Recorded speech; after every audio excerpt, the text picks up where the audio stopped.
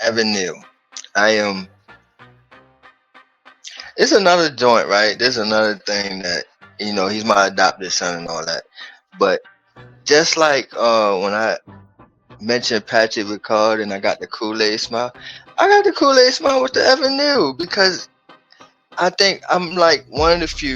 You know what I'm saying? It's not many of us, but I am one of the few that sits there and still says, "Yo, yeah, I mean, what the fuck with Evan Neal? Like, yo, like, come on, bro.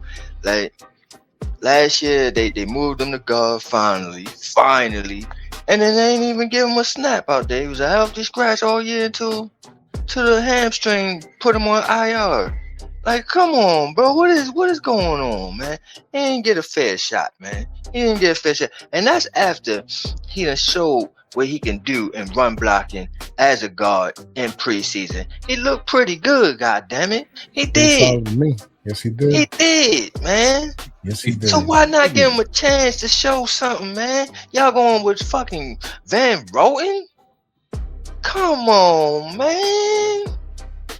Come on, man. That's why I ain't like Basidio. That's right there. Because he favored his guys too much. You know what I'm saying? But anyway, you know what I'm saying? I'm happy about this Evan Neal signing. Nobody seen it coming, pause. I didn't even see it coming because how they did him. If I was Evan Neal, I would be like, fuck y'all. A healthy scratch all year? I'm not going back there. You know what I'm saying? Yeah. But to his credit, obviously, he does love the organization. He believes in Harbaugh, and he believes that Harbaugh believes in him. You know what I'm saying? So, in that fact, it is Harbaugh's ball to have a mauler as an offensive lineman. He loves maulers like I do. So, great that he gets a fresh start in this organization with not coaches with pre-judgment of him. You know what I'm saying? He just gets to start fresh and he gets to show what he can do right now, and he can probably win one of those guard jobs. If not, he'll be a very solid backup for this year. So I am happy for this pickup or this signing, and my grade for it, I'm gonna give it a B.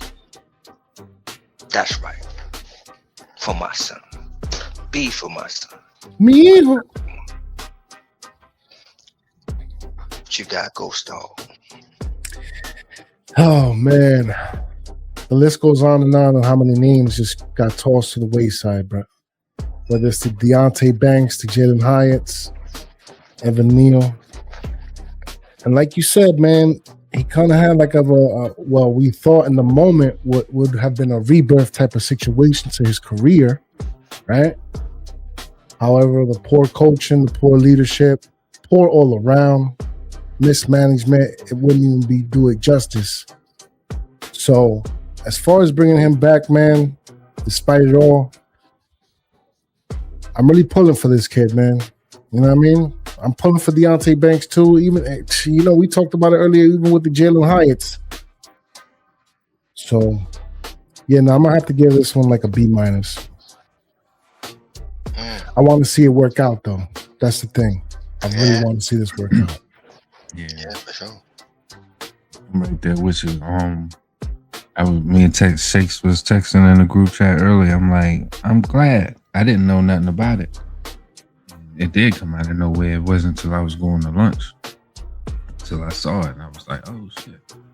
So, and what I said earlier, another coach, another regime see things differently, and I'm giving this grade based off of that, based off of so many times we've had people come in here and hastily make decisions and send people out the door, because of whatever reasons, starting off new, somebody showing up to jail on the first day and just punching the first person, that's what it's like. It's been, what I mean, with each one of them. But this regime, Harbaugh and company, they took their time. It seems like, and they really, because they could have got rid of Evan Neal a long time ago. You know what I mean? They do it all the time. Come in, release players, whatever. They didn't have to wait to this free agency frenzy or whatever time period. They could have let them go as soon as they walked in. One GM, he let somebody go on the plane. You know what I mean? Before he even got here, for his first press conference. I think it was Jerry. I forgot who it was. Jerry something. It was a lineman, but got his butt up out of here before he even got off the plane. So I give this a B-. I think he did play well as a guard. It's about time they finally did it. And when they did do it, they saw some fruits from that, even if it was the preseason. But what I saw was Cam Scatterboo running very well behind Evan Neal in the preseason. So, and I saw him move his feet. I'm glad they saw what we saw. They're giving him another shot and a fresh start. And I hope he, takes this as what it is and makes the best of it. So, okay. Got a lot of love over here, Neil. What you got, Black Freeze? I'm gonna keep it a wow, man. I'm finna keep this 100 stack. Bruh. Evan Neal's a bust, man. Okay. So here's the thing. The guard position for a tackle is where tackles go to die. Just like the safety position for cornerbacks is where cornerbacks go to die. John Harbaugh did not go to the combine because he was watching tape. And I believe he was watching tape to try to figure out who we're going to keep on this roster before he can even look at the children. And I believe, just like I said earlier about all these coaches, they see something and they're like, you know what, I can fix that.